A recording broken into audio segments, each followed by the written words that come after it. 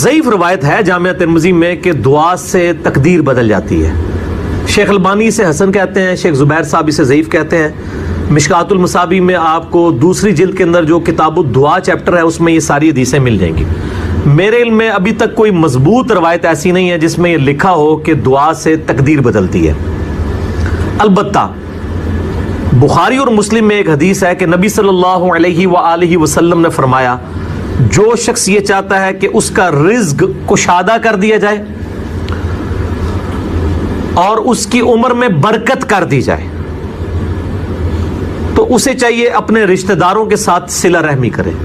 یعنی اپنے قریبی رشتہ داروں کے ساتھ صلہ رحمی سب سے مشکل کام ہے.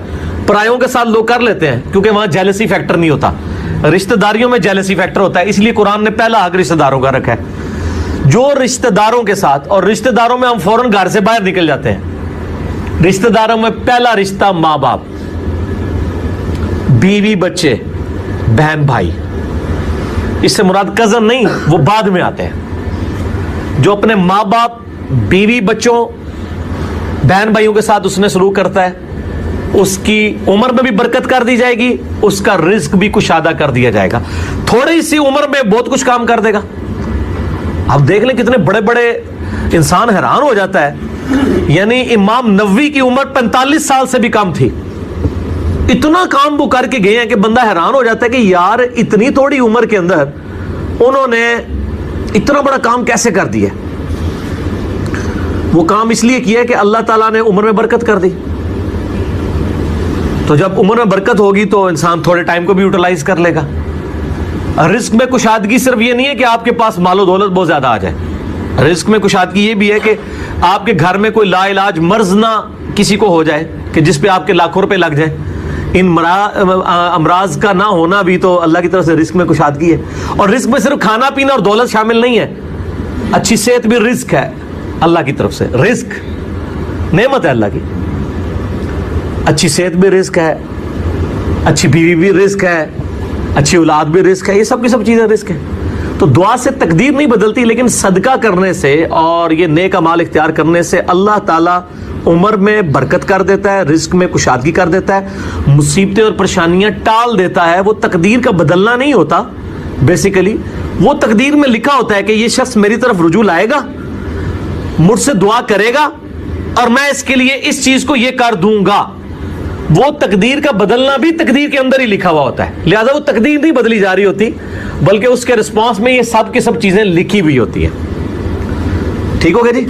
تو اس پہ میرا ایک یوٹیوب پہ کلپ بھی ہے, کافی لوگ دیکھ چکے ہیں, کیا دعا سے تقدیر بدل جاتی ہے. اس میں نے اس کی ٹیکنیکل بحثیں کی ہوئی ہیں. آپ رومن میں جا کے لکھیں کیا دعا سے تقدیر بدل جاتی ہے, تو آپ کو ڈیٹیلز مل جائیں گی. بخاری مسلم دونوں میں حدیث ہے, نبی صلی اللہ علیہ وآلہ وسلم نے فرمایا, جو شخص یہ چاہے کہ اس کے رزق میں برکت کر دی جائے, عمر دراز کر دی جائے, تو اپنے رشتہ داروں کے ساتھ اس نے سلوک کرے. لیکن یہ بھی تقدیر میں لکھا ہوا ہوگا کہ وہ کرے گا تو یہ ہو جائے گا, تو اسی کو توفیق ملے گی نا. تو اللہ تعالیٰ اس کی عمر میں برکت, عمر میں برکت صرف یہ نہیں ہے کہ ایک بندہ 60 سال کا تو اب 100 سال پہ مرے.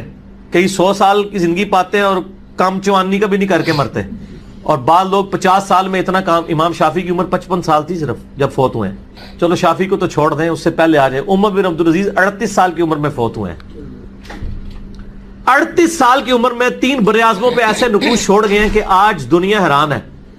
تو ان کو تو عمر بھی کوئی نہیں ملی ہے. یہ نہیں ہوتا کہ آپ کو عمر کتنی ملی ہے, آپ نے اس عمر میں کیا کیا ہے. آپ اللہ تعالیٰ آپ کو اسی ٹائم میں اتنی برکت. میں اپنے لیے آپ کو بات کرتا ہوں, میں کسی کیا بات کروں, میری زندگی خود اس چیز کا نمونہ ہے. آج جب لوگ یہ نہیں کہتے ہیں یار اس نے اتنے ویڈیوز چڑھا دی ہیں, کتنے بیٹھ کے ریکارڈ کرانا رہنا, حالانکہ ہفتے میں ایک ریکارڈ ہوتی ہے, صرف روزانہ ہوتی بھی نہیں ہے. لیکن کنسسٹینسی کے ساتھ, اللہ کی مدد کے ساتھ آپ اگر یہ کام لے کے چلتے رہیں تو slow and steady wins the race. تو آج چیزیں آپ دیکھ لیں, ہزاروں کی تعداد میں آپ کے سامنے. اور یہ حالات اللہ تعالیٰ فیوریبل کرتا ہے. میں یقین کریں, میں اپنے بھائیوں کو کہتا ہوں, میں جب بھی درس, ابھی آج کا درس میں نے کرنا تھا نا, وہ ہندو کا جواب دینا تھا, تو میں نے پورے ہفتے سے دعائیں شروع کی ہوئی تھیں, اللہ زندگی دے دیں, حالات فیوریبل ہو جائیں, ٹرانسفارمر بھی نہ اڑے ہمارا, جنریٹر بھی چلتا رہے, سارے معاملات چلتے رہے, اور فرحان بھائی بھی ٹائم پہ آ جائے. ٹھیک ہو گیا جی. کالر مائک بھی چل جائے, کیمرے کی بھی بیٹری چارج ہو, ساری چیزیں. یہ میں جو چیزیں میرے اختیار میں کر کے, یا اللہ تو نے کروانی ریکارڈنگ, میں تو کچھ بھی نہیں ہوں. ٹھیک ہے. اپنے پورے ریسورسز مینج کر کے بھی اللہ پہ نظر ہوتی ہے. حالانکہ میرے دوستوں کو پتا ہے میں کتنا وہمی ہوں. میرے آفس میں بھی نا جب سب سے مشکل کوئی ٹاسک میرے والے کیا جاتا ہے اور وہ ہمارے باس کہتے ہیں یار اس کو دے کے تو بھول جاؤ, پھر وہ کام کر کے آپ کو بتائے گا. تو کیوں میں وہم ہوں, جس کام میں ہاتھ ڈالتا ہوں نا میں دنیاوی اعتبار سے ہر چیز اس کے حوالے سے مینج کرتا ہوں, لیکن ساتھ مسبب الاسباب پہ نظر ہوتی ہے کہ یا اللہ یہ جو کچھ میں کر رہا ہوں نا یہ تو میں اسباب کر رہا ہوں نا, میرے ساتھ کوئی بھی پرابلم ہو سکتا ہے, کسی کے ساتھ کوئی این ٹائم یعنی اس کے اوپر فیملی کے اوپر کوئی ایسا ایشو آ سکتا ہے کہ درس کینسل کرنا پڑ جائے, ہو سکتا ہے نا. جس طرح ایک بار یعنی اچانک جو ہے وہ یعنی ہمارا درس کینسل ہو گیا تھا, عثمان بھائی کی والدہ فوت ہو گئی تھی, ہمیں اپنا درس کینسل کرنا پڑا ایگزیکٹ اسی دن ہی ہو گیا اس طرح. تو وہ حالانکہ ہمارا درس پورا تیار, مسئلہ 41 اس دن ریکارڈ ہونا تھا, جو کئی سال پہلے کی بات, کس سال کی بات ہے یہ؟ 5 سال پہلے کی بات ہے. تو اپنا ہر چیز مینج کی تھی لیکن اینڈ ٹائم پہ کوئی مسئلہ کھڑا ہو گیا.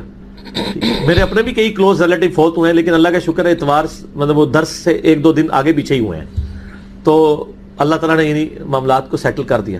یہ ساری چیزیں سر فیوریبل ہونا پھر تو یہ وہ سوال کی طرف ہوں کہ رشتہ داروں سے اس نے سلوک کریں, اللہ تعالیٰ رزق میں اضافہ کرے گا, عمر میں اضافہ کر دے گا, یعنی برکت ڈال دے گا, تھوڑی چیز بھی کفایت کر دے گی.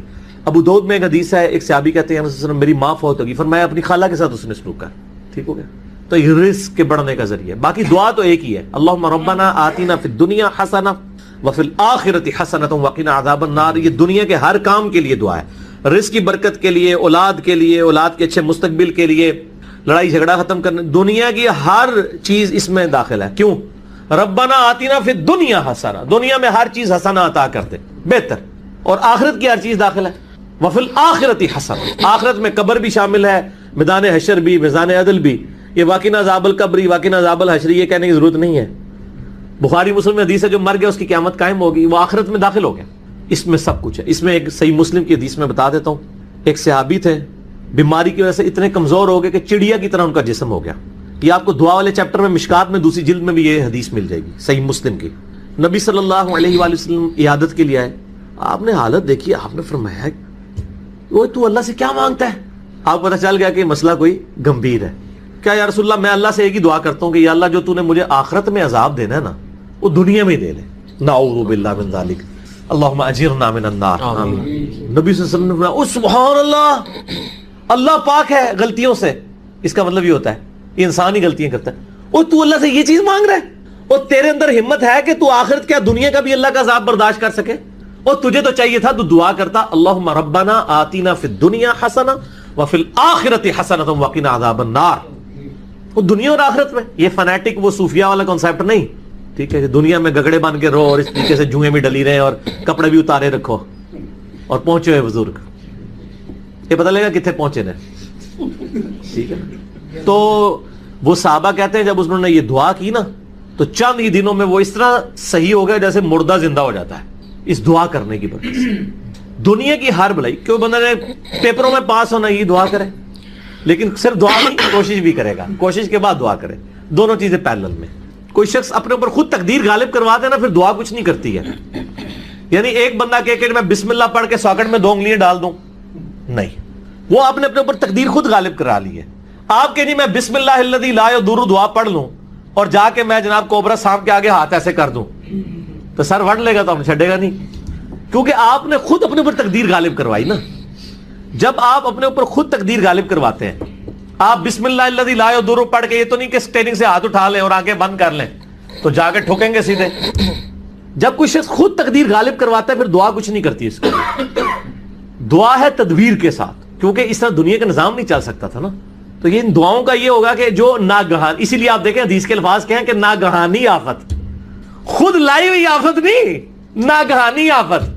آپ جا کے سام کے بل میں جا کے ہاتھ کو سیڑ دیں اور آپ کے میں نے پڑھا اعوذ بکلمات اللہ التامات من شر ما خلق, کچھ بھی نہیں ہونا, کیونکہ آپ نے اس دعا کی خود وائلیشن کر دی ہے.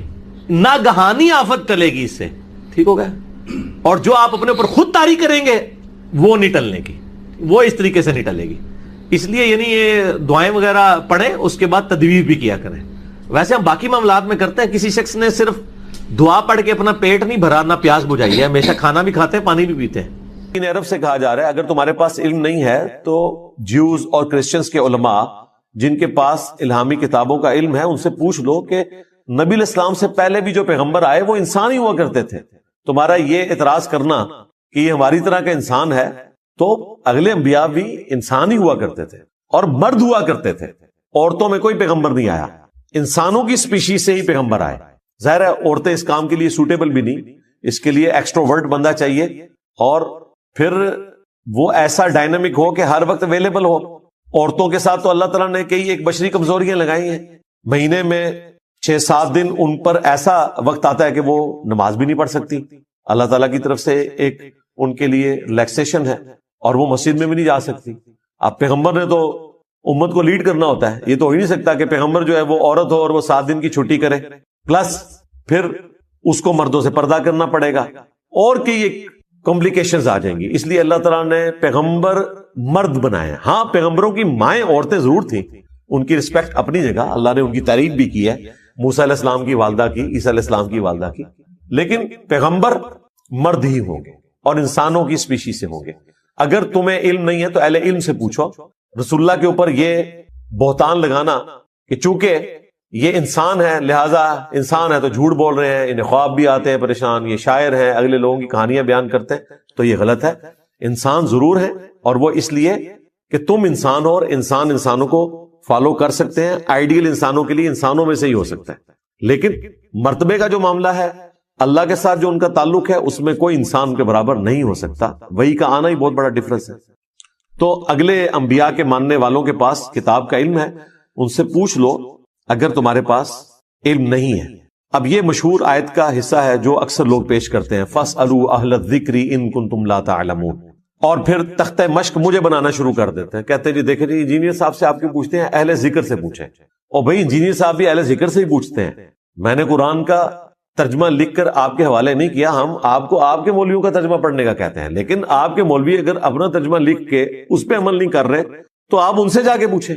اور ترجمے کی حد تک تو ٹھیک ہے، تفسیر میں 1000 کے قریب آیات قرآن پاک کی سائنٹیفک فیکٹس اور فزیکل فینومینا آف نیچر کے اوپر ہیں، اور مولوی کو تو سائنس کی الف بے بھی نہیں آتی. مولوی تو آپ کو بتا رہے ہیں زمین ساکن ہے، اور اس کو قرآن سے ثابت کر رہے ہیں، یعنی قرآن کو جھوٹا ثابت کرنے کی کوشش کر رہے ہیں. قرآن جو زمین ساکن کہتا ہے تو اس سے مراد یہ ہے کہ اس کو رہنے کے قابل بچھونا بنایا ہے. کل فی فلک یسبحون، یہ نہیں ان کو نظر آتا کہ تمام اجرام فلکی جو ہے وہ اس کائنات میں تیر رہے ہیں، گھوم بھی رہے ہیں اور ریوالو بھی کر رہے ہیں، روٹیٹ بھی کر رہے ہیں، ریوالو بھی کر رہے ہیں اپنے محور کے گرد بھی اور دوسرے آبجیکٹس کے گرد. اب تو کہکشاؤں کا بھی پتہ چلا ہے کہ وہ بھی پوری کہکشائیں بھی گھوم رہی ہیں، وہ بھی اپنی ٹریولنگ کے اوپر ہیں. تو ہمارے علماء کا تو یہ حال ہے. تو اہل ذکر اس فیلڈ کے ایکسپرٹ ہوں گے. اگر ایمبریولوجی کا کوئی مسئلہ آئے گا تو آپ اس فیلڈ کے بندے سے پوچھیں گے، جیولوجی کا مسئلہ آئے گا اس فیلڈ کے بندے سے پوچھیں گے. تو اہل ذکر سے مراد علماء نہیں ہے، اس فیلڈ کے ایکسپرٹ ہیں. ایون علماء بھی ان سے ہی سیکھ کر آپ کو بیان کر رہے ہوتے ہیں. سورج گرہن اور چاند گرہن کا قرآن و سنت میں تو صرف ذکر ملتا ہے، اس کی ریزن تو نہیں بتائی گئی. یہ تو سائنس نے ہمیں بتایا نا کہ جب چاند سورج اور زمین کے درمیان آ جاتا ہے اور سورج کی روشنی زمین تک نہیں پہنچتی تو سورج کو گرہن لگ جاتا ہے. یہ قرآن و سنت میں تو نہیں لکھا ہوا تھا، وہ تو نشانی کے طور پر بیان ہوا ہے. اب یہ بات جب ہم بیان کرتے ہیں تو سائنٹسٹ کی ڈسکوری ہے، انہوں نے ہر چیز فلما کے بھی بتا دی، اور اس کے بعد جتنا کچھ ہوا وہ تو ایک الگ سے ٹاپک ہے. کس طریقے سے آئنسٹائن نے اپنی آفس کی چیئر پہ بیٹھ کے جو میتھمیٹیکل ایکویشنز ڈرائیو کی، آج 100 سال کے بعد فزیکلی ہمیں وہ چیزیں پتہ چل رہی ہیں جو اس بندے نے اس وقت کائنات میں اللہ تعالیٰ کی ہینڈ رائٹنگ یعنی میتھمیٹکس کے ذریعے کیا کچھ دریافت کر لیا تھا. دیکھا نہیں تھا، پریڈکٹ کر دیا تھا کہ ایسا ہوگا. تو یہ اللہ تعالیٰ نے اپنا علم اپنے بندوں کو سکھایا ہے. تو اہل ذکر فزکس کی فیلڈ کے اندر آئنسٹائن، نیوٹن، یہ لوگ ہیں، اسٹیفن ہاکنگ، یہ لوگ ہیں. وہاں کوئی مفتی اعظم سعودیہ یا مفتی اعظم پاکستان تو نہیں ہوگا. تو اہل ذکر ہر جگہ موجود ہے. اس میں پھر وہ اپنے اماموں کو بھی داخل کرنا شروع کر دیتے ہیں کہ جی اماموں سے پوچھیں گے. جہاں جی پوچھ لیں، اماموں کو واٹس ایپ کریں اور ان سے پوچھیں کہ ویڈیو کیمرہ حلال ہے یا حرام. تو امام تو پہلے آپ سے پوچھیں گے کہ ویڈیو کیمرہ ہوتا کیا ہے، انہیں تو یہ پہلے بتانا پڑے گا. جن کو ہم بتا رہے ہیں کہ یہ ہوتا ہے انہوں نے ہمیں مسئلہ کہاں سے بتانا ہے. ہم ان کے کسی فوت شدہ امام سے واٹس ایپ کے ذریعے اگر رابطہ کرنے میں کامیاب ہو جائیں اور اس سے پوچھیں کہ کینگرو حلال ہے یا حرام، تو وہ تو ہم سے یہ پوچھے گا بھی کینگرو کسے کہتے ہیں. تو جس نے ہم سے پوچھنا ہے تو پھر ہم ہی کیوں نہ بتا دیں. تو یہ اجتہاد کا دروازہ قیامت تک کے لیے کھلا ہوا ہے.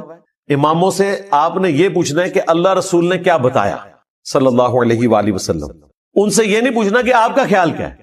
اپنا خیال صرف وہ اس حد تک دے سکتے ہیں جہاں قرآن و سنت میں کوئی واضح گائیڈ لائنز نہیں ہے، اور وہ بھی ان کے زمانے سے متعلق. آج کے زمانے سے متعلق جو چیزیں ہیں وہ آج کے لوگ آپ کو بتائیں گے. یار جب فقہ حنفی کے علماء یہ لکھیں کہ آپ نے روزے کی حالت میں زیادہ پھیل کے نہیں بیٹھنا، سمٹ کے بیٹھنا ہے، ورنہ استنجا کرتے ہوئے پانی معدے تک پہنچ جائے گا اور روزے کے ٹوٹ جانے کا خدشہ ہے، تو آپ کے بزرگوں کا علم غیب بھی فارغ، ان کا علم سائنس بھی فارغ، کہ انہیں پتہ ہی نہیں ہے کہ بھئی کیا استنجا کرنے سے معدے تک پانی پہنچ سکتا ہے. یہ تو پتہ نہیں کتنے ہارس پاور کی موٹر لگائیں تو معدے تک پانی تب بھی نہ پہنچ پائے. کتنے کمپلیکس راستوں سے یہ سارا معاملہ ہوتا ہے. آج تو ہمارے چھوٹے بچے کو بھی بیولوجی کی برکت سے یہ سب کچھ پتا ہے. اور بزرگ کیا لکھتے رہے خود سے ہی، یہ خود ہم نے بابا جانی سے سنا ہے کہ جی پانی اگر آپ کھڑے ہو کر پیئیں گے تو پانی ڈائریکٹ جا کے مثانے پہ اٹیک کرتا ہے، مثانے پہ گرتا ہے، اس کی وجہ سے قطروں کی بیماری شروع ہو جاتی ہے. پانی بھائی کسی صورت مثانے تک ڈائریکٹ پہنچ ہی نہیں سکتا، پتہ نہیں بیچارہ کن کن راستوں سے گزر کے وہاں تک پہنچتا ہے. ان کا علم غیب بھی فارغ، علم سائنس بھی فارغ، سب جھوٹ بولتے رہے. اب یہ کہتے ہیں یہ فَاسْأَلُوا أَهْلَ الذِّكْرِ إِن كُنتُمْ لَا تَعْلَمُونَ. اللہ کے بندے انہوں کو پوچھیں گے نا تو تھوڑی بہت جو عزت رہ گئی ہے نا ہمارے دلوں میں ان کے لیے کہ یہ بات آپ پڑھ سکتے ہیں، وہ بھی جاتی رہے گی. یہ ان کا حال ہے. تو اہل ذکر سے مراد ہے اس فیلڈ کے ایکسپرٹ، وہ بتائیں گے. اور پریکٹیکلی یہی کر رہے ہیں. آپ کو بتاتے ہیں کہ گھٹنے میں درد ہو تو ہاتھ رکھ کے پڑھیں دادا صاحب کی گھوڑی. اور اپنا حال یہ ہے کہ وہ کہتے ہیں کہ ڈاکٹروں نے مجھے مشورہ دیا، باپا جانی فرماتے ہیں، پھر میں نے مفتی صاحب سے بھی پوچھا. اچھا مفتی صاحب نے انہیں یہ مشورہ نہیں دیا کہ باپا جان آپ اپنے والا دم اپنے اوپر کریں دادا صاحب کی گھوڑی. مفتی صاحب نے بھی کہا کہ اچھا ڈاکٹر کہہ رہے ہیں تو آپ بیٹھ کر جو ہے وہ کرسی پہ بیٹھ کے کھانا بھی کھا سکتے ہیں اور نماز بھی پڑھ سکتے ہیں. اس کا مطلب ہے کہ غوث وقت تو پھر ڈاکٹر ہوئے جن کے پاس ڈگری کوئی نہیں ہے اس فیلڈ کے اندر، وہ غوث وقت ہے. پھر آپ کو یہ صحیح بات بتائیں گے کہ اپنی اپنی فیلڈ کے اندر ہر بندہ جس فیلڈ کا ایکسپرٹ ہے وہ آپ کو بتائے گا. یہ حدیث مسلم میں ہی لکھی رہ گئی کہ ابن مسعود رضی اللہ تعالیٰ عنہ کہتے ہیں کہ جماعت کے ساتھ نماز پڑھنا یہ سنت خدا ہے، یہ تمہارے نبی کی وہ سنت ہے جو اللہ نے انہیں عطا کی، اگر اسے چھوڑ دو گے تو برباد ہو جاؤ گے. رسول اللہ کے زمانے میں اگر کوئی بیمار بھی ہوتا اور دو بندوں کے سہارے مسجد میں آ کے نماز پڑھ سکتا تو اس کی کوشش ہوتی کہ میں مسجد میں جماعت سے نماز پڑھوں، کہیں مجھے منافق نہ شمار کر لیا جائے. جماعت چھوڑنے پر رسول اللہ کے زمانے میں سمجھا جاتا تھا صلی اللہ علیہ وآلہ وسلم کے بندہ منافق ہے. صحابہ کرام کو اہل بیت کو کب معلوم تھا کہ ایسی امت بھی آنے والی ہے جو آپ سے بڑا عشق رسول ہونے کا دعویٰ کرے گی اور نماز ایک نہیں پڑھے گی؟ تو وہ کہتے یار یہ تو بڑا آسان اسلام ہے. تو یہ حدیثیں تو مسلم شریف میں لکھی رہ گئی، پریکٹیکلی کس نے عمل کیا اس کے اوپر؟ یہ حدیث ترمذی میں لکھی رہ گئی کہ ہمارا اور منافقین کا عہد نماز کی بنیاد پہ ہے، جس نے نماز چھوڑی اس نے کفر کیا. یہ صحابہ کرام علیہم رضوان کا فتویٰ ترمذی میں ہی رہ گیا. عبداللہ بن شقیق تابعی کہتے ہیں کہ صحابہ کرام علیہم رضوان تارک الصلاح کے سوا کسی کی تکفیر نہیں کرتے تھے، صرف بے نمازی کو وہ کافر سمجھتے تھے، باقیوں کو وہ تمام غلطیوں کے باوجود مسلمان تصور کرتے تھے. اندازہ کریں، یہ ترمذی میں لکھا رہ گیا جناب. ہم جب چیخ چیخ کے یہ باتیں بیان کرتے ہیں لوگ کہتے ہیں یار یہ کس قسم کی باتیں کر رہے ہیں، یہ کہاں پہ لکھی ہوئی ہیں؟ سرکار کتابوں میں لکھی ہوئی ہیں. یہی تو ہم آپ سے کہہ رہے ہیں کہ مرنے سے پہلے اے مسلمان کر لے اس پہ غور، کتابوں کا خدا اور ہے بابوں کا خدا اور. یہ حدیث ابو داؤد میں ہی لکھی رہ گئی کہ بچہ جب 7 سال کا ہو جائے تو اسے نماز کا حکم دو اور نہ پڑھے 10 سال کی عمر میں اسے سزا بھی دو اور 10 سال کے بچوں کے بستر بھی الگ کر دو. یہ ابو داؤد میں لکھی رہ گئی حدیث. عمل کس نے کیا؟ یہ حدیث ابن ماجہ میں لکھی رہ گئی کہ نبی علیہ السلام نے فرمایا اے معاذ اللہ کے ساتھ شرک نہ کرنا، خواہ تمہارے ٹکڑے ٹکڑے کر دیے جائیں، تمہیں قتل کر دیا جائے، سولی دے دیا جائے یا آگ میں زندہ جلا دیا جائے، شرک نہ کرنا. یہ پہلی نصیحت. اسی حدیث میں دوسری نصیحت نماز نہ چھوڑنا. تمہارا اللہ کے ساتھ عہد نماز کی بنیاد پہ ہے، اگر تم نے نماز چھوڑ دی تو اللہ کا ذمہ اٹھ گیا تم سے. اور تیسری چیز فرمایا شراب نہ پینا یہ تمام برائیوں کی جڑ ہے. تو یہ حدیثیں تو لکھی رہ گئی سرکار. یہ حدیث مسند احمد میں ہی لکھی رہ گئی کہ نبی علیہ السلام نے فرمایا کہ نماز قیامت کے دن نمازی کے لیے دلیل، نجات اور نور ہوگی، اور جو نماز نہیں پڑھتا قیامت کے دن نہ اس کے لیے کوئی دلیل ہوگی اللہ کے حضور بچنے کی، نہ نجات اور نہ کوئی روشنی نور.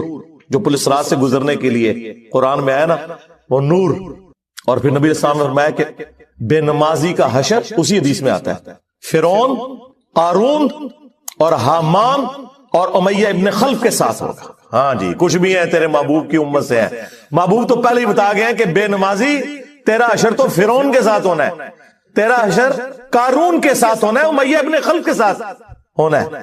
اور یہ تو میں آپ کو صرف ایک بات کر رہا ہوں، اب اگر میں قرآن کی توحید بیان کرنا شروع کروں تو قرآن کے پہلے صفحے کا ٹیسٹ دنیا کے کروڑوں مسلمان پاس نہیں کر سکتے۔ ایاک نعبد و ایاک نستعین، یہ قرآن میں لکھا رہے گا۔ ماشاءاللہ فجر کی نماز میں یہ پڑھ کے نکلتا ہے، اور مسجد کے ساتھ جو دربار ہے ریگولرلی حاضری دے کے اس بابے سے بھی مانگ کے گھر آتا ہے۔ تو کیا نماز تو پڑھی؟ تو مسلمان ہے، تیری ہر نماز کی ہر رکعت میں تو یہ نہ پڑھے تیری نماز ہی نہیں ہوتی۔ ایاک نعبد و ایاک نستعین، اے اللہ عبادت بھی تیری کریں گے، دعا بھی تجھی سے مانگیں گے، مدد بھی تجھی سے مانگیں گے۔ یہاں مدد مانا دعا کی ہے، لیکن یہاں مولویوں نے پھر پٹی پڑھا دی، ان کا نہیں جی نہیں جی امی سے روٹی نہ مانگے۔ اندازہ کریں قرآن کا مذاق اڑا رہے ہیں، حالانکہ انہیں پتہ ہے کہ قرآن میں یہ آیت موجود ہے وَتَعَاوَنُوا عَلَى الْبِرِّ وَالتَّقْوَى وَلَا تَعَاوَنُوا عَلَى الْإِثْمِ وَالْعُدْوَانِ، نیکی اور پرہیزگاری کے کاموں میں ایک دوسرے کی مدد کرو اور برائی میں الگ رہو۔ قرآن نے بتایا ہے کہ اللہ نے دنیا کو اسباب کے ساتھ جوڑا ہوا ہے۔ یہاں ایاک نستعین میں دعا کے اعتبار سے بتایا جا رہا تھا کہ غیر اللہ سے نہیں کرنی، ظاہری اسباب کا تو قرآن میں حکم ہے، لیکن دیکھ لیں۔ اور پھر جس شان سے اللہ تعالیٰ نے سورۃ النمل میں ذکر کیا، حیران کن بات آپ کو بتاؤں، اہل تشیع کے ہاں صبح و شام کی دعاؤں میں، سنت اذکار میں سورۃ النمل کی آیت نمبر 62 پڑھی جاتی ہے، ترجمہ نہیں کبھی کسی نے پڑھا۔ اور ہمارے جن اسٹوڈنٹس نے پڑھا جو شیعہ مکتب سے تعلق رکھتے تھے، کیونکہ میں نے اس آیت کو اتنی دفعہ کوٹ کیا، انہوں نے کہا ہم تو یہ صبح شام پڑھتے ہیں، ترجمہ پڑھا تو انہوں نے کہا یار یہ آیت پڑھ کے بھی سب سے زیادہ شرک ہم کر رہے تھے، کیونکہ اس آیت کے اندر کیا لکھا ہے؟ امن یجیب المضطر اذا دعا، بھلا بتاؤ کون ہے جو تکلیف میں گھرے ہوئے شخص کی فریاد کو سنتا ہے، وَيَكْشِفُ السُّوءَ، اور اس سے اس کی برائی کو، تکلیف کو دور کر دیتا ہے، وَيَجْعَلُكُمْ خُلَفَاءَ الْأَرْضِ، اور تمہیں اگلوں کا خلیفہ کرتا ہے زمین پر، تمہارے ماں باپ کے مرنے کے بعد تم، تمہارے مرنے کے بعد تمہاری اولاد کو۔ أَإِلَٰهٌ مَّعَ اللَّهِ، کیا اللہ کے ساتھ کوئی اور معبود بھی ہے؟ قَلِيلًا مَّا تَذَكَّرُونَ، لیکن بہت کم ہی تم نصیحت حاصل کرتے ہو۔ بالکل صدق اللہ العظیم، بہت کم لوگوں نے نصیحت حاصل کی۔ اس آیت میں کلیئر کٹ لکھا ہے کہ جو اللہ کے سوا کسی اور سے دعا کرتا ہے گویا وہ اسے خدا بنائے ہوئے ہے۔ یا علی مدد کا مطلب سادہ نہیں ہے، اس کا مطلب ہے کہ آپ نے مولا علی کو اللہ کے مقابلے پر خدا تصور کر لیا۔ نہیں جی ہم تو انہیں اللہ کا بندہ مانتے ہیں، نہیں جناب، قرآن تو یہ کہتا ہے کہ اللہ کا بندہ مان کے یا بغیر بندہ مان کے۔ جب تمہارا یہ عقیدہ ہے کہ اللہ کے سوا کوئی تمہاری تکلیف دور کر سکتا ہے، جی پیچھے اللہ ہی ہے، اچھا اللہ پیچھے رکھ رہے ہیں۔ یہ دیکھیں حدیث میں لکھا ہوا ہے نماز کا طریقہ، اور نہیں جی ہمارے امام صاحب نے بھی تو وہی کچھ بتایا نا، پیچھے تھے اتنے بھی نبی علیہ السلام نے، نبی علیہ السلام پیچھے رکھنے کے لیے، میرے نبی صاحب ہے ہی کوئی نہیں، تیرے بابے تھے شاید ہی کوئی نہیں، اللہ پیچھے، رسول پیچھے، آگے تمہارے بابے، عزتیں امیل کی ہیں تم نے اللہ اور اس کے رسول کے نام کے اوپر، چندے کھائے ہیں تم نے رسول اللہ کے نام کے اوپر صلی اللہ علیہ وآلہ وسلم، سواریاں سوار کی ہیں تم نے مکے اور مدینے کے نام کے اوپر، اور غداری کی ہے اپنے دین کے ساتھ، ممبروں پہ چڑھ کے کہتے ہو قرآن و حدیث ڈائریکٹ نہ پڑھنا گمراہ ہو جاؤ گے۔ واہ، یہ کوئی یہودی یا نصرانی آ کے بات کرے ہم منہ توڑ دیں، جس طرح آج آگ لگانے کے اوپر قرآن کو ہمیں کتنا غصہ چڑھا ہوا ہے۔ تیرا مفتی ہر جمعے کو کھڑا ہو کے کہ قرآن اور بخاری ڈائریکٹ نہ پڑھنا گمراہ ہو جاؤ گے، آگ تو یہ لگا رہا ہے، وہ آگ تو ایک دن تھی، اس سے کوئی فرق نہیں پڑا۔ قرآن کے ملینز آف کاپیز دنیا میں موجود ہیں، ملینز آف حافظ قرآن ہے، قرآن کو کوئی آگ نہیں لگا سکتا، دنیا سے ختم نہیں کر سکتا۔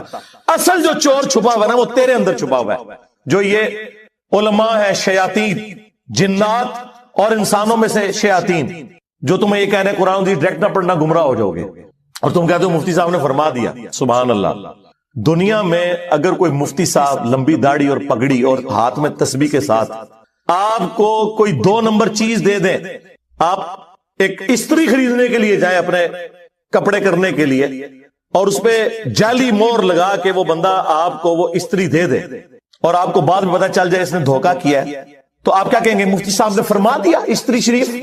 آپ غصے میں بھرے ہوئے جائیں گے اور کہیں گے کہ تو داڑھی رکھ کے بےایمانیاں کر رہا ہے, کہیں گے نا.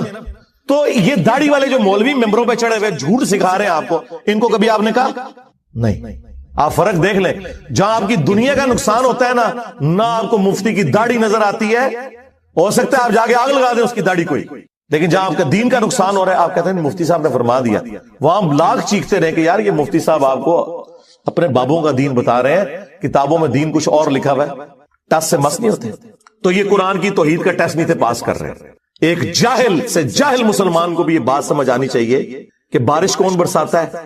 اللہ. ڈیوٹی کس کی ہے؟ فرشتوں کی. کیا ہم بارش فرشتوں سے مانگیں گے یا اللہ سے؟ تو بات ختم ہو گئی. جی ڈیوٹیاں لائیاں نے جی بابے دیا, اور چھڑ دے ڈیوٹیاں لائیاں نے.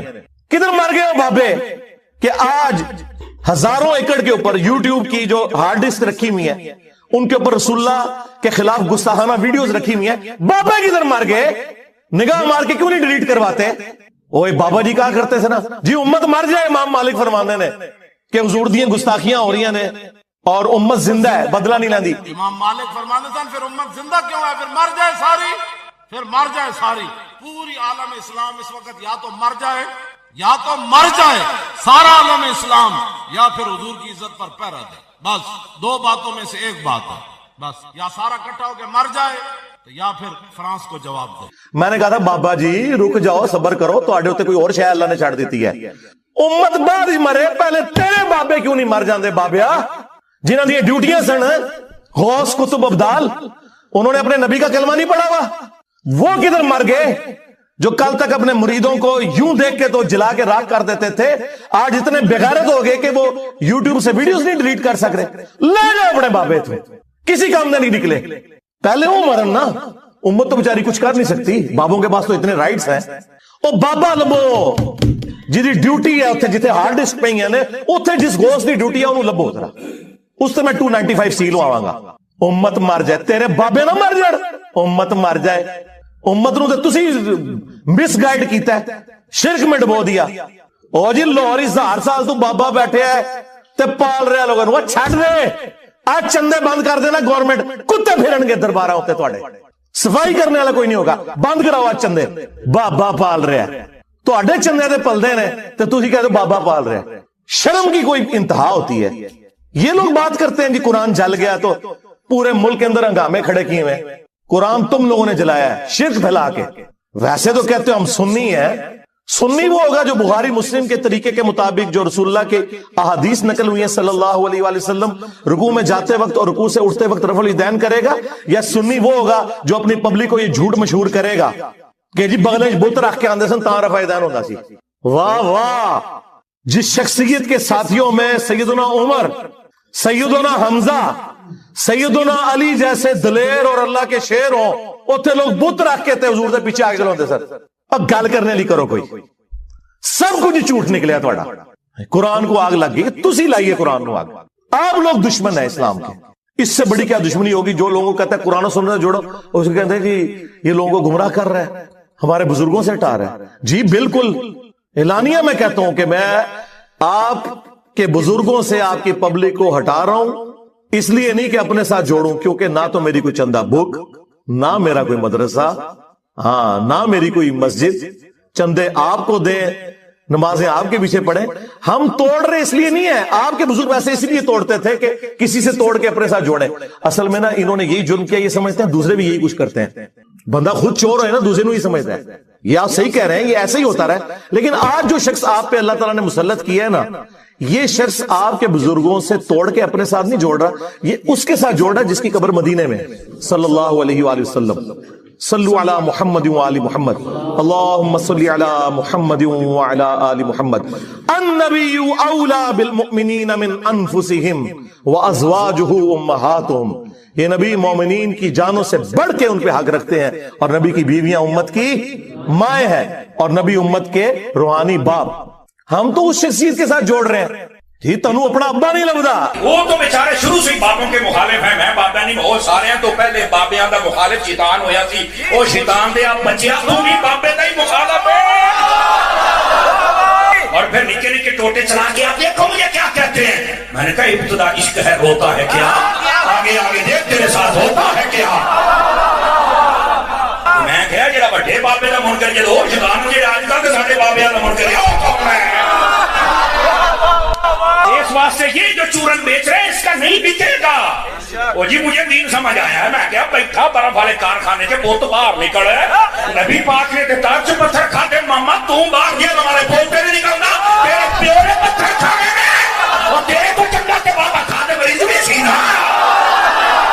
کمال والی بات ہے جناب. ایسے ہی بک پکڑنا شروع کیا باہر نکل بہت کمال والی گل ہے. تو اسلام کا کام نہیں کرنا صحیح دین بھلا پھر چند لوگ آوارہ ذہن کی ان کی تسکین کا سبب ہو. اور تیرے تو پہلو بھی ایک ذکر میں لائق آیا سی جسائیاں انہوں مکا چھڑیا ترہنا تو بھی نہیں. کمال والی گل ہے. تو باپ تو کرے گا کی اوہ ابا لبیا کرو جیڑے دن تین لب جانا تین مسئلہ حل ہو جانا تین ابا ہی نہیں لبن دے. ابا منو لبے ہے تو لالی نہیں نکلا, تو نے اپنا ابا چھوڑ دیا. تمہارا ابا تو وہ تھا جسے قرآن میں تمہارا ابا ڈکلیئر کیا گیا تھا النبی اولا بالمؤمنین من انفسہم وازواجہ امہاتہم.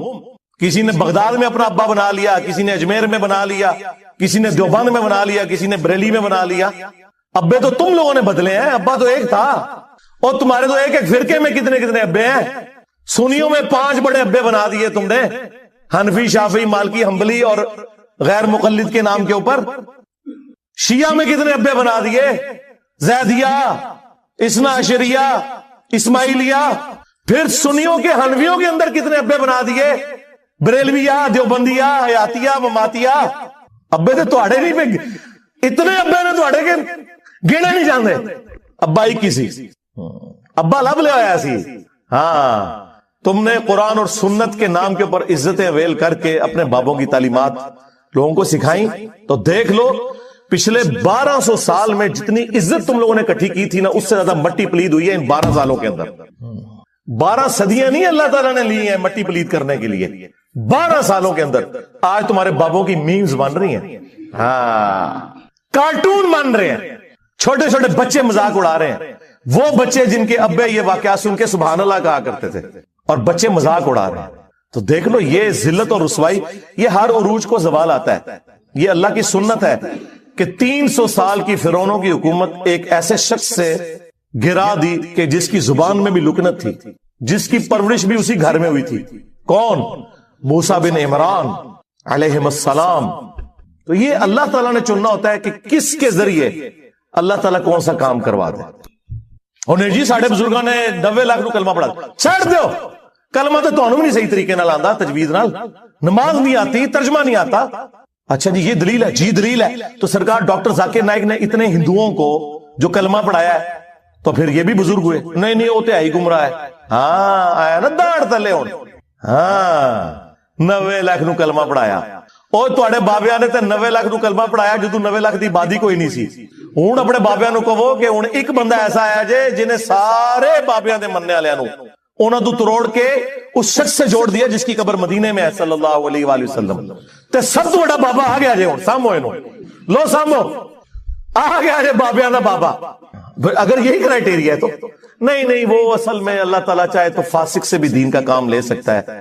ہاں بالکل ہمارا بھی یہ عقیدہ ہے کہ بخاری مسلم میں حدیث ہے کہ فاسق سے بھی دین کا کام لیا جا سکتا ہے. لہذا کوئی دھونس نہ لگائے کہ کس نے کس کو کلمہ پڑھایا. آج جرمنی میں کتنے قادیانی ہیں جو کلمہ پڑھا کے غیر مسلمانوں کو اپنے زوم میں مسلمان کر رہے ہیں, حالانکہ وہ مسلمان نہیں قادیانی کر رہے ہیں.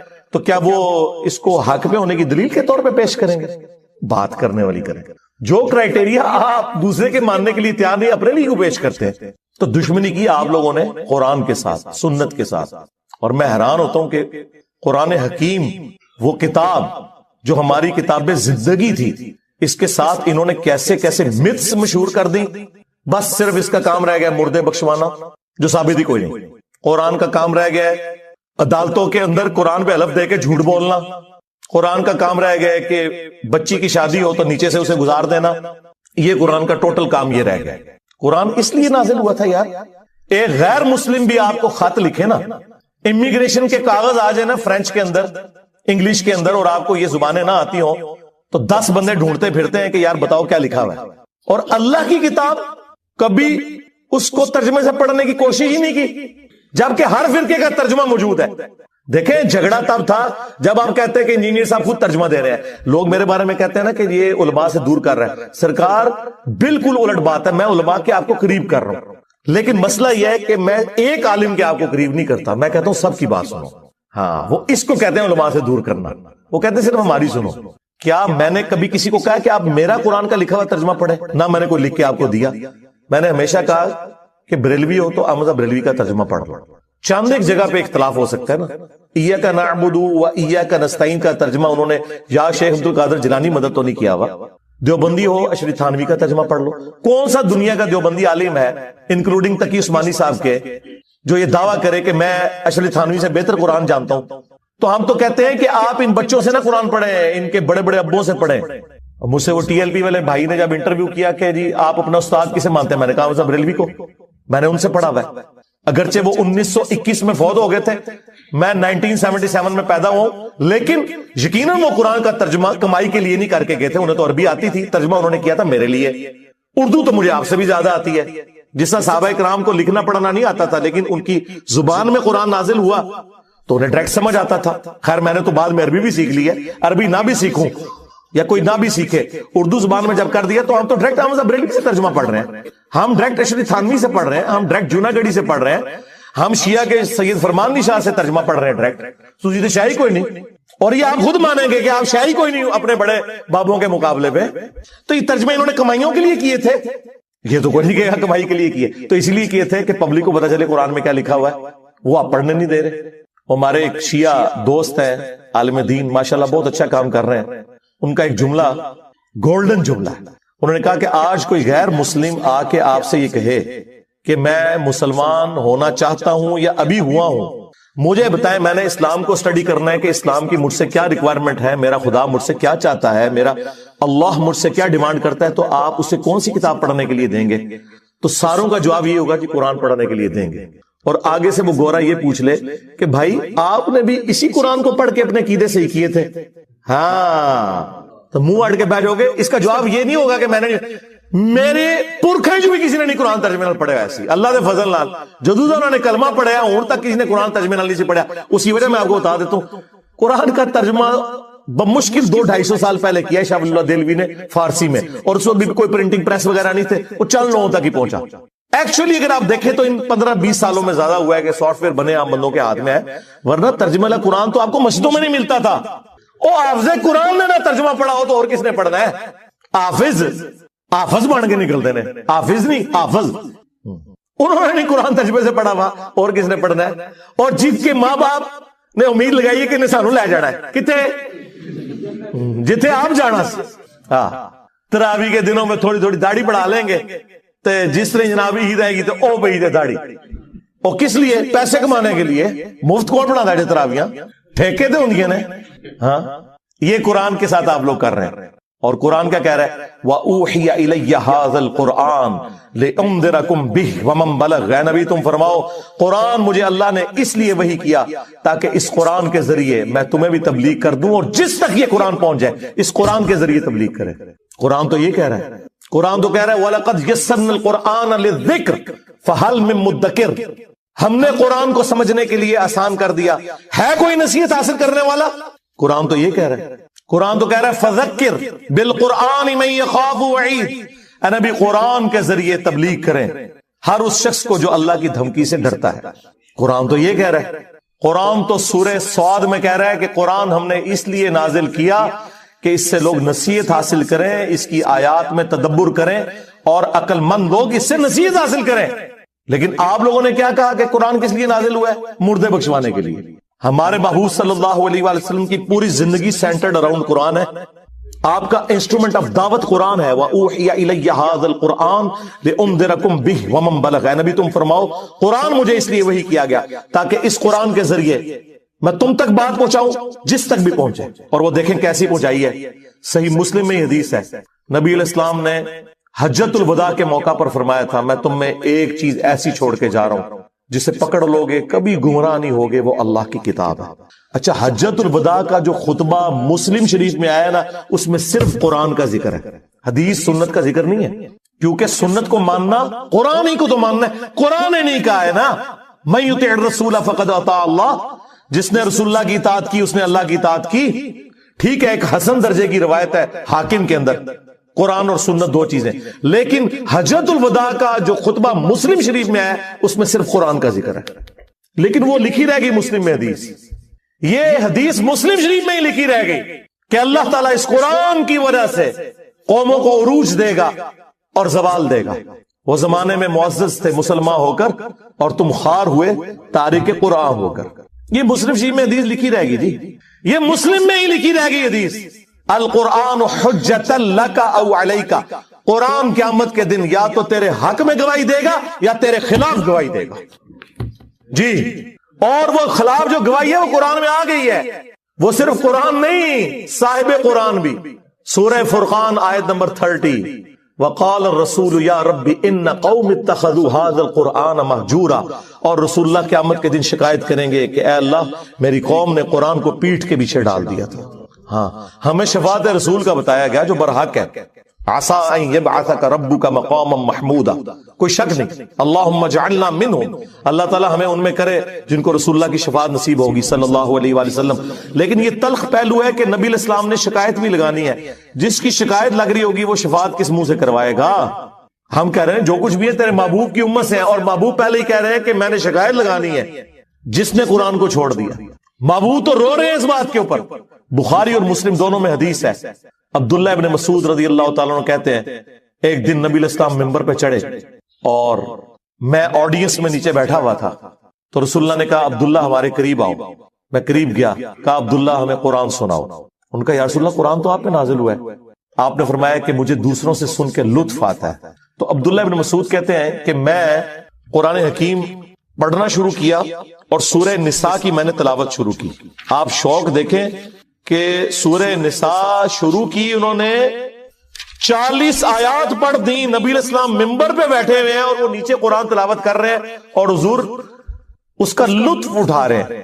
اور جب آیت نمبر 41 پہ پہنچے نا، فَكَيْفَ إِذَا جِئْنَا مِن كُلِّ أُمَّةٍ بِشَهِيدٍ، وہ کیسا دردناک وقت ہوگا قیامت کا کہ جب ہم ہر امت میں سے ایک گواہ کو اس امت کے پیغمبر کو اٹھائیں گے. کس لیے؟ کہ بتائے کہ اس نے دعوت کا کام کیا تو اس کے اگینسٹ اس کی امت نے کیسا رسپانس کیا.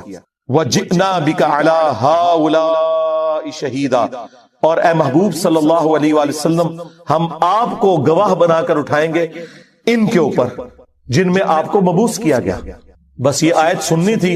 امت تو کہتی ہے جو کچھ بھی ہے محبوب کی امت سے ہے، اور محبوب کیا فرما رہے ہیں؟ عبداللہ بس کرو، عبداللہ بس کرو. کہتے ہیں میں نے نگاہ اٹھا کے حضور کی طرف دیکھا تو آپ کی دونوں آنکھوں سے زارو قطار آنسو جاری تھے کہ مجھے اپنی امت کے خلاف قرآن کی اس آیت کے تحت گواہی دینی پڑے گی. حضور اس لیے رو رہے ہیں کہ مجھے گواہی دینی پڑے گی کہ میری امت نے قرآن کو چھوڑ دیا، میرے دین کو پس پش ڈال دیا، اور امت امید لگائی بیٹھی ہے حضور نے شفاعت کرنی ہے. آپ دیکھیں کتنا فرق ہے.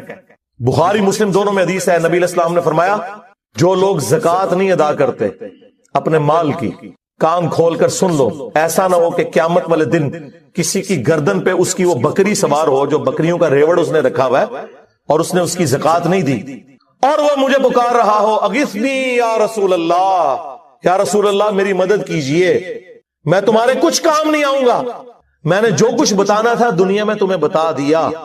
آپ حیران ہوں گے، میٹرک میں جب میں پڑھتا تھا 1992 میں، تو بریلویوں کی ایک جماعت تھی انجمن طلباء اسلام ATI، ان کا جو بیج ہوتا تھا نا اس پہ لکھا ہوتا تھا اغثنی یا رسول اللہ. وہ سیدھا بھی ہوتا تھا، گول بھی ہوتا تھا، گرین کلر کا اور گولڈن رنگ کا، اغثنی یا رسول اللہ. کاش اس کے نیچے بخاری اور مسلم کی اس حدیث کا نمبر لکھا ہوتا جس کے